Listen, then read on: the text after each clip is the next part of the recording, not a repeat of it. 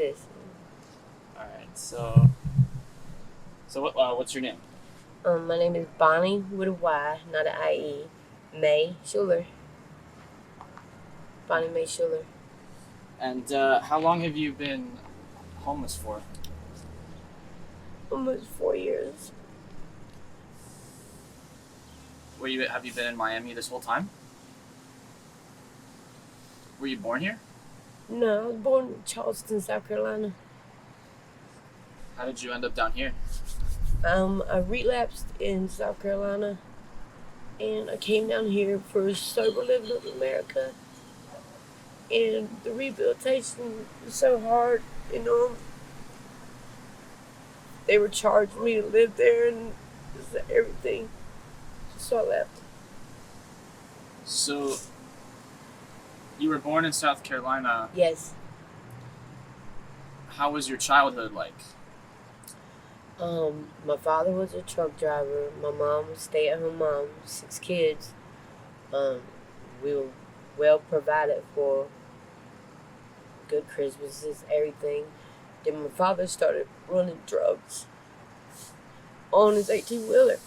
And when I was 13, he decided he wanted to show me what a man was like. That's when I started using drugs. And I was like, oh, this wasn't for me. I was raped at 14. That's how I lost my innocence. And I stopped using drugs then. Went to the police route, went to foster care, stayed there till my mom fought to get me back. She fought almost 2 years because of. And then when she got me back, come to find out, she works in a cat house now. Stay at her mom. Now she's the best whore in this cat house. So at 16, I was caring for my three younger siblings. Always alone with them, and it was too much on me raising those kids. And she FedEx the envelopes. This is the light bill money. This is this. She FedExed me $1,000. I'm 16. My baby brother was running away from school and stuff. He was smoking at 9 years old, and my sister was 11. Fucking boys and everything. They wouldn't listen to me. I had a nervous breakdown. Ended up in the mental hospital.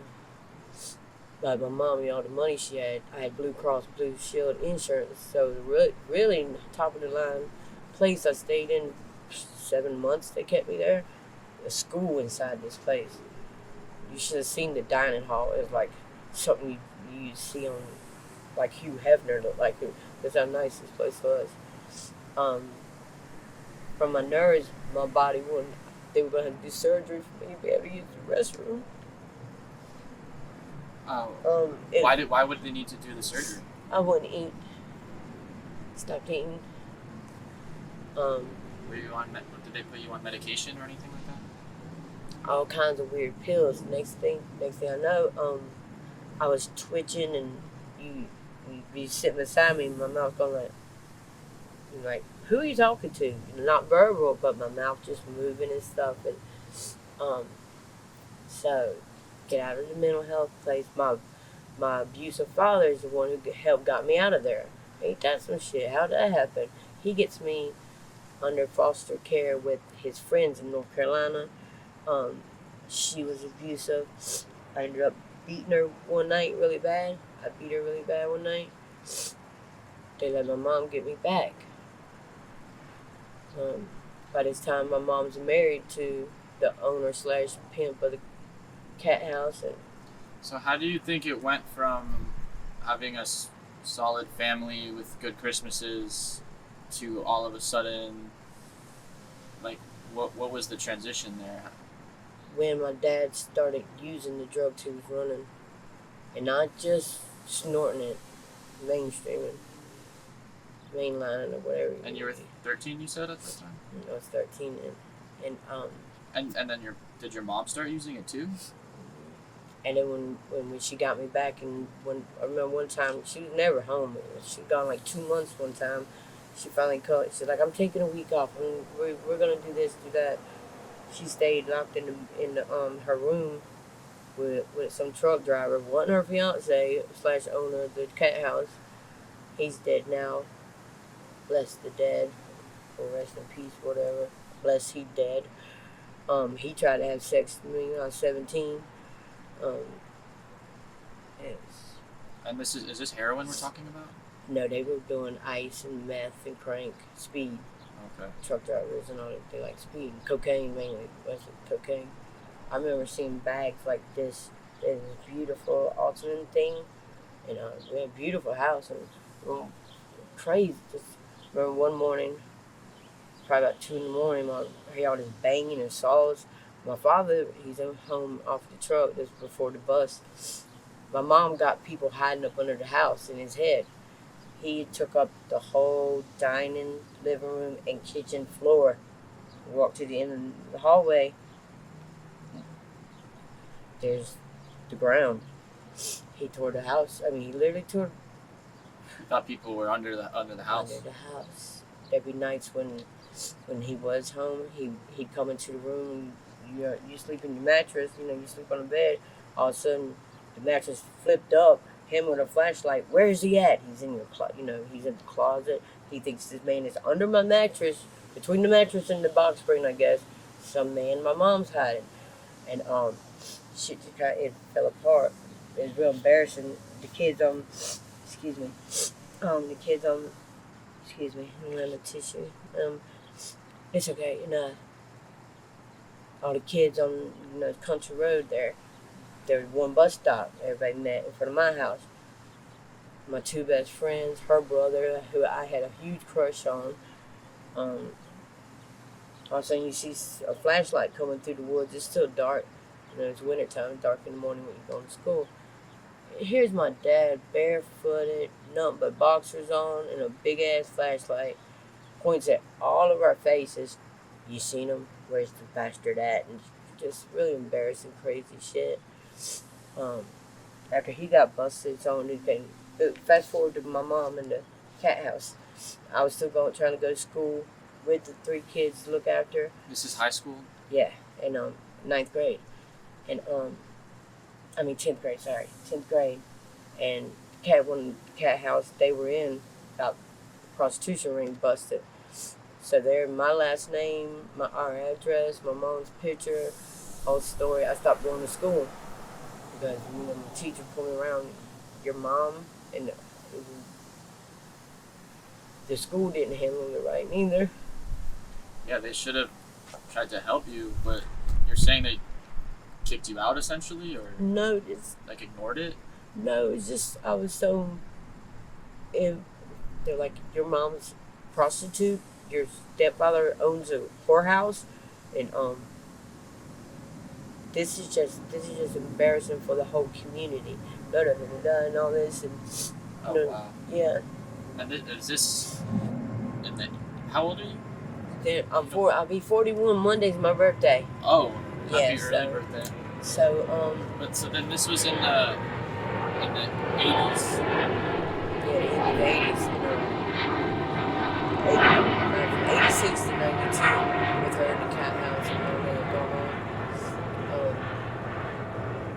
on. But she never it is a form of neglect not being there, but when she was supportive, she was more supportive than you would ever think. And you mentioned when we were talking earlier that you still talk to her, your mom. Is she doing? What is she?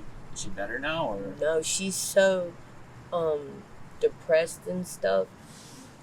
She's back with my father, and Are you in speaking terms with him as well? Or? no, I can't even look at his eyes. Don't blame you. So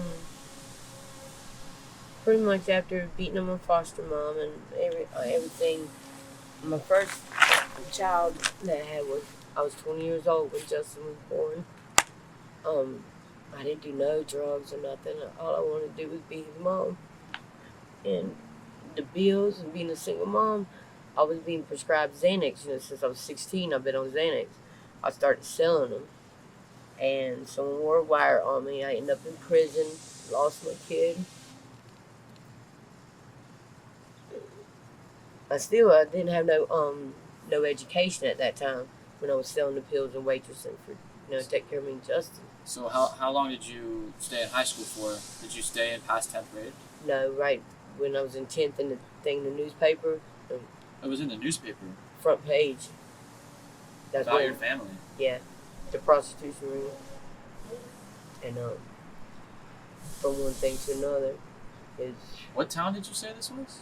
the Hartsville, South Carolina. The cat house was in Bennettsville. It got busted. We live in Hartsville, but they're the same county, so That's horrible. it was very embarrassing. And, no, So, okay, so you left high school in 10th grade, and you, at this time, were you still living in the same place with your siblings? yes, and I didn't want them to be separated again or anything that happened to them, so I stayed with them. Then next thing you know, my sister, she's 14, but for now she's 6 months pregnant. Then Anna got pregnant right behind that. Josh got sent to juvie for he was stealing 4-wheelers and shit at 10 years old. I'm talking about he's banshees and shit. You know what a banshee's worth? They gave him like 2 chances. The third chance he ended up in juvie for like. He was stealing them and Yeah, he's stealing them. at 10 years old. He knew how to hotwire them. Wow. He's a mechanic. My father's diesel plus mechanic. My big brother mechanic. Plenty of books around. Josh is so smart. They call him Motorhead now. What they did a couple years ago, he smoking and drinking, smoking pot and drinking, and wrecked his Ninja. Head bounced off the concrete too many times. He don't even know his name today. And how are your other siblings doing? Anna lost her kids for drug abuse. Took her about a year of getting her life back together. She's a single mother with 2 beautiful girls. She's doing better. She turned around for them. Her 2 daughters are like 14 years apart. And that's Amber and Nikki. We call her Gucci. And Amber, Gucci's daddy molested Amber. The same baby he raised. He was with Anna since the baby was a year old. She is about 13. She's drop dead gorgeous child. You should see her now, and she's beautiful. I mean, inside and out though, but outside, she's very attractive to men. And this is you raised her when she was still in diapers, and now you want to get in her panties, just like my dad. It's like you might have seen the sign on the whole, and I was like, was most of the time, like, I'm like, if I was God, there's a God, how do you create something like that? How could you allow that? And so, I don't know. And then it's like pastors try to say, addiction is a demon. They all gotta have names. Cancer's a demon. And I'm like, I don't know what to believe in no more. So in prison, I said, okay, got to get Justin back. So how did you get into prison? This is the first time you went to prison? When I was selling Xanax, support me and him. Person I've been dealing with for close to a year wore a wire on me. She got in trouble, wore a wire on me. I call it distribution of controlled substance charge. And class 4 narcotics. And put me on probation. I violated probation by changing my address. Not filling a drug test. No, I changed my address, then called her. She's a bitch of probation officer. She said, I'm violating you. Misinformation, some shit. And go to prison, lose them again. Did you even know, that you weren't supposed to do that? The only thing I knew is pay my fees and piss test when they called me. And I was in still same county, same city, different street. Prison 2 years. So how much Xanax did you have? Was it I sold 57 of them. It was supposed to be 60 of them, so by the time, whatever, between her and the police, she pocketed 3 of them. So I just picked up the script. I mean, that don't make a difference, but still. Okay, so, see, got my GED while I was in prison. Um, I got out, started making pizzas, right? I was having bi-weekly visitations with my son, and cause it was a good family, country, city. They want to help, keep them together. And So you got a job at a pizza I was place? working at Domino's. The manager there, she's like, Bonnie, you're always here on time. You're so nice. She's like, I see you on the computer. She's like, and on the phone, she said, I want to teach you. She said, how you want to make some real money? Get your lawyer and get him back. And so she sent me to Tech College, business management and association. I went from making pizzas to shift manager. My first check, I bought a car. And you were, just to clarify, clean this whole time after jail, sober? Not even weed, not even smoking cigarettes again. And then So you bought a car. I bought a car. My first check, got paid every 2 weeks there. I mean, to buy a car, then I was legal, license, insurance. Shit, I didn't know for years and years, because my family was doing. And it was still pretty hard. I'd have dreams about, what happened with my father. It, it, it was pretty bad. It got rough. So you continued to be the shipping manager? And yes, and then I met a guy, and he was a drug dealer, and I don't know what made me start using. And it wasn't weed or pills. I mean, I went straight to crack rock, smoking crack. I don't know why. Maybe it's because it was such an abundance of it around me, and it's like everybody's doing it and all the money, and it's like I wasn't like, you couldn't look at me and tell. I was wearing stilettos. I had real leather purses. My car had TriStar rims on it. I had $3,000 system in my car for music. I don't know what happened. And this is still in the same town, in South Carolina? Yes, and I don't know, it just fell apart. It started out so good, and all the drugs and all the money, and everybody partying, plenty of liquor, and my kids in daycare most of the time. I got them back for a while. And then I was raped by one of my boyfriend is a dope boy. One of his boys that worked for him raped me and beat me, like 6 of them.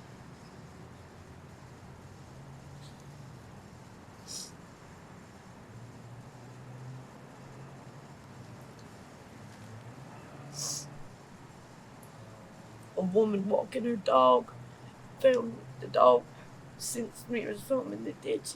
They had covered me up. They thought I was dead. My hand was busted open a couple places. Did the cops get involved? But they were gang related, and I was scared to say any names or recognize 2 of the faces and knew the names. If I said it, I'd retaliation. I would have done it. I'd have been dead for sure. They would have found me. My social security number here. If I just went to county jail here, I would have never been saved by this gang. The folk nation. They don't say nation for nothing. Did you try to leave after that though, or? Oh yes, I definitely left. And next thing you know, I was pregnant with twins. I just been gang banged by six black men, and I ain't no telling who their father is. I put him up for adoption. After that, I didn't want nothing to do with life, pretty much. And you stayed in the same town after this too? Oh no. I moved to Tampa, Florida, and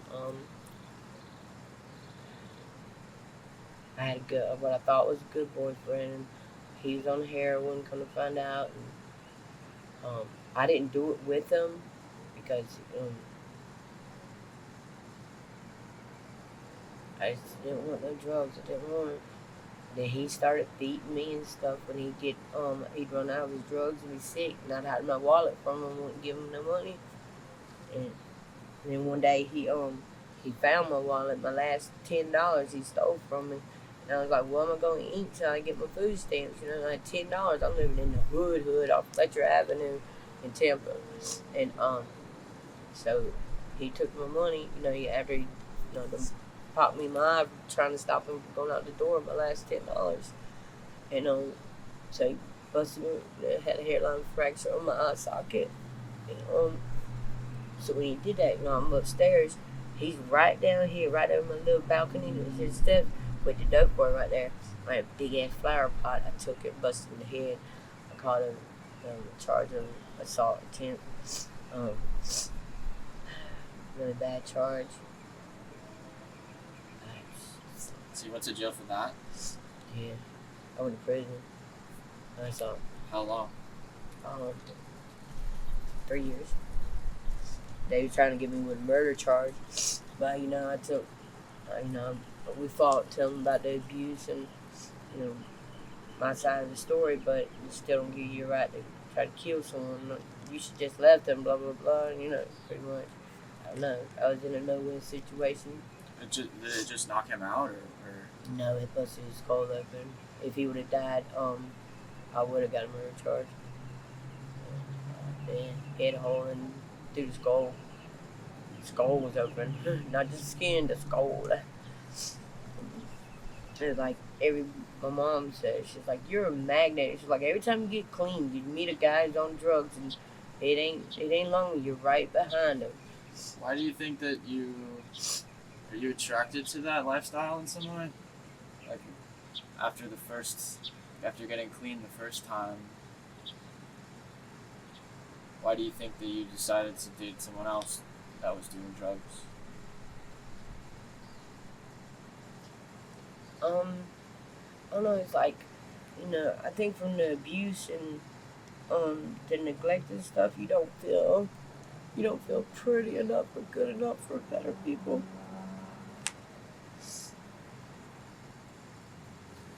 I think that's a similar story or a similar feeling that a lot of people have that have been through those types of things. Yeah. And like when I was prostituting all the time, wearing little skirts and Did that start after this, or were you already doing it? No, after that, After the 3 years in prison? Yeah, get out, same thing, And did you move away from Tampa after that? Yeah, moved back to South Carolina. I was at the Salvation Army and. Homeless at this point? Huh? Were you homeless at this point? When I got out of prison, prison will help you get into a place when you don't have nowhere to go. And the Salvation Army in Greenville, South Carolina, had a bed. Was doing good. I had a job.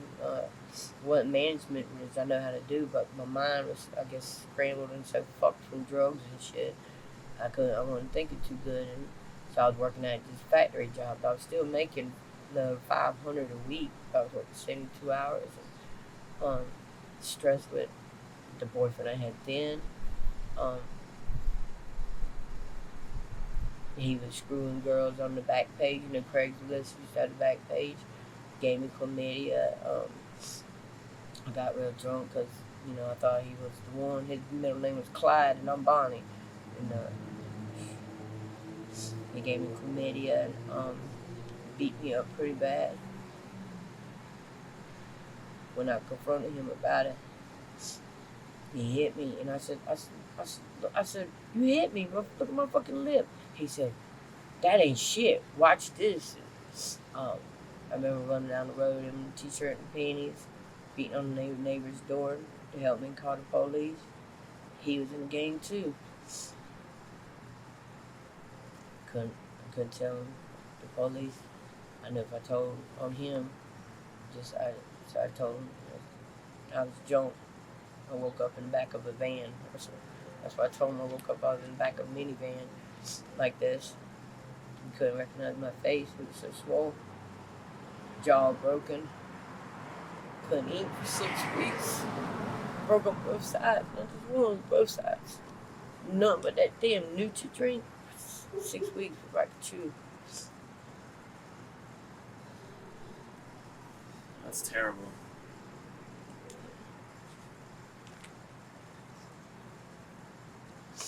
So actually, like 2 weeks ago, yeah, it's only about 2 weeks ago. There's a place here called Mammy House, Powerhouse of Prayer. That's on. They want to take me in. She, the woman, past first lady, they call it her. It. The pastor's wife who started this place. I was panhandling because prostitution. Been raped so many times. The last rape was going to be the last rape. I said, okay, well, I'm a panhandle. I'm going to try to get into a shelter, get a real job, this, that, and the other. Had a really good plan. But then when I called them, they come and pick me up. I'm high on Molly. So I'm like flipping stop the van. I want out right now. What the fuck is in that Molly shit? But this is 2 weeks ago? 2 weeks ago. And the two people that were, what are they called? Housemen, or there's some, they left addiction and homelessness, and one of them had like 30 years on his belt. 30 years. Sobriety? 30 years. And he's like, he'd been with them since he was like 19 years old. The church organization. And it's hard to believe in God anymore. Things I've seen, I do. You do believe in God? I try to. You see my sign, no matter what, trust God. But it's like the more I ask Him, the worse it gets. And you bailed on the van when they picked you up? No, I went to the house and met the, and I told her too. I told her before she come pick me up. I said, "Look, I'm high as hell on Molly." I said, she's like, come in. She said, "You come in, sober up, get a good shower, fill up your belly." She said, "I'll help you out of this." I get there, and there's like all these people in the living room and shit. It's like everybody looking at me. Other people that they were trying to help, or workers? One of them was like a doorman. I guess like he's a bouncer or something. Not like a bouncer, but security. Yeah, something like that. And there was another woman from some other church, an older white woman, and 3 girls that I guess lived there. It was just very uncomfortable. So you left at that point, or did you still stay? Open this motherfucking door. I'm leaving. Oh, hold on. We'll call someone to give you a ride back. No, I'll walk, motherfucker. And to a preacher's wife. I had Molly in my damn sock. Maybe it was the Molly making you paranoid. Oh Lord, yes. But it was like the next day. I was like, oh, did I call her a motherfucker or this a motherfucker? And actually, so it's weird that me and you sitting here talking about it, because I was going to call her back. I ain't touched Molly since that night. It was the terrible, worst trip I ever had. I always say, okay, well today I'm gonna call and get high. So today I'm gonna call. Tomorrow I'm gonna get up and take a shower and I'm gonna call her back. So for the past 2 weeks I've been doing that every day. Intending to call, but then getting high. And then but she told me when I'm, making them unlock that. There's a locked door, for security reasons, and got a little gate around it. Somebody with the key better get the motherfucking key. I said, I'm gonna go through the fucking window at a church. Where is this? The powerhouse at it's on 136. I don't know. It was on 136 or something like that, or 36. I don't know. But it's Miami's Powerhouse of Prayer. maybe you're a sign that it's time for me to call her because I don't believe we are animals. I do believe we are a species, and that's the human species. And there's one race of us, not different races. That was supposed to be. If there is God, that's how it said, love one another, and you are one. You are one. But we don't treat each other like that. Drugs make you do terrible things. So Terrible. with that out of the picture, I mean that's probably the bulk of it. I know that you have a rough past that you need to work through, but drugs don't help. They just mask it, you know. Make it worse. So what is your drug of choice now? That's the smoke crack. And I started doing the heroin, and then last night it was supposed to be heroin. And I'm having flashes. I don't know who I was with. Listen to this shit. It's like, I remember these pants I'm wearing, like, how the pants be on, they had the cardboard on this and be folded over, nice when they're being, from fancy, on a cheap place. And then, and the panties I'm wearing, I remember somebody saying, you like this cut, pink's your favorite color, right? This shade or this shade? I don't remember who I was with. I woke up soaking wet in this and these pink panties. And I remember them saying, I know pink, ain't pink your favorite color? I know pink's your favorite color, right? I don't know who the fuck I was with. You said it ended up being fentanyl? That's what they assume, that, or really good heroin or really bad, however you look at it. But I have like little memories of last night. I don't remember the water or you see, I just pulled a leaf out my hair. Yeah. That's crazy. And I'm wearing pink panties. Somebody bought me that I don't know who the fuck bought me. Do you remember where you were? The ambulance, what the doctors and stuff told me when I woke up at the hospital. Oh, and I wasn't even discharged. I don't know if they were gonna vape rack me or not, cause I just remember getting up and walking the fuck out, putting my clothes on. They were still wet. No, they weren't wet. I had on the blue scrubs. This is like I'm at the point no return. Have you done any drugs today? No. I think you should call them. I've injected MDMA. MDMA? Holy shit! And fucking pigeon was waving at me up under the bridge.